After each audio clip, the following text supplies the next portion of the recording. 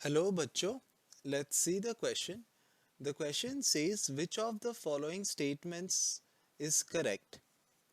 The distance between any two consecutive antinodes or nodes is lambda by 4. The distance between a node and adjoining antinode is lambda by 4. A node is formed at the open end of an open organ pipe. An antinode is formed at the closed end of a closed organ pipe. तो हमको चार statements provide किए गए हैं और हमें देखना है कि इन चारों स्टेटमेंट्स में से कौन से स्टेटमेंट्स हमारे करेक्ट स्टेटमेंट्स हैं. सो ऑल द स्टेटमेंट्स हम देख सकते हैं, they are about node and antinode. So all the statements we can see they are about antinode and a node, right. तो हम एक ओपन ऑर्गन पाइप, एक open organ pipe के लिए जो नोड और एंटी नोड होता है फॉर अ वेव, उसको हम यहाँ पर डायग्राम में दिखाते हैं. तो this is an open organ pipe और एक ओपन ऑर्गन पाइप का जो वेव होता है वो कुछ इस तरह से फॉर्म्ड होता है. A stationary wave inside a open organ pipe looks like this.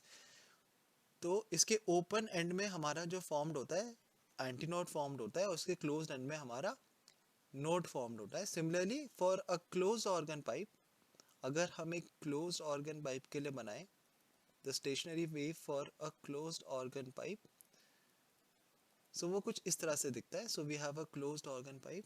Closed organ मतलब one side of that organ pipe is closed, then we can see that the stationary wave formed looks something like this.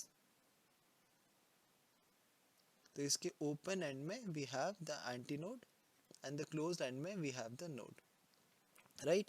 So हम अगर हम option C में देखेंगे तो option C में हमें कहा गया है a node is formed at the open end of an open organ pipe. So we can see that at the open end, at both the open ends of an open organ pipe, हमारा anti node formed होता है, node नहीं formed होता है. So option C automatically हमारा incorrect हो जा रहा है.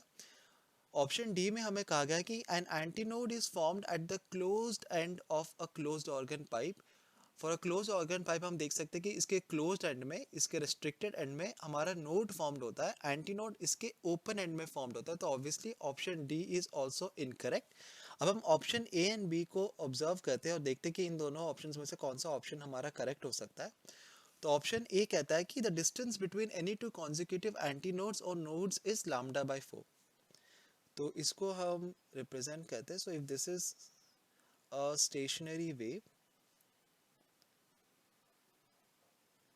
और हमने इसका नोड और एंटीनोड फॉर्म किया है, तो ये हमारा नोड है, ये एंटीनोड है, ये नोड है, एंटीनोड है, नोड है, एंटीनोड है एंड नोड है. We know that the distance between an adjacent node and an antinode is equal to lambda by 4. तो ये डिस्टेंस भी हो जाएगा हमारा लैम्डा बाई 4, ये डिस्टेंस भी हमारा हो जाएगा लैम्डा बाई 4 और ये डिस्टेंस भी हमारा हो जाएगा इक्वल टू लैम्डा बाई 4. तो हमें स्टेटमेंट में कहा गया कि distance between any two consecutive antinodes और नोड्स इज लैम्डा बाई 4. तो ये हमारा एक नोड है और ये हमारा एक और नोड है. तो इन दोनों के बीच में हमें कहा गया distance is equal to lambda by 4.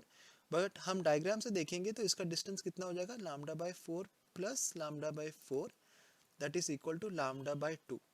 तो it's not lambda by 4 but lambda by 2. So option A is also incorrect. और ऑप्शन बी में हमें कहा the distance between a node and a adjoining antinode is lambda by 4.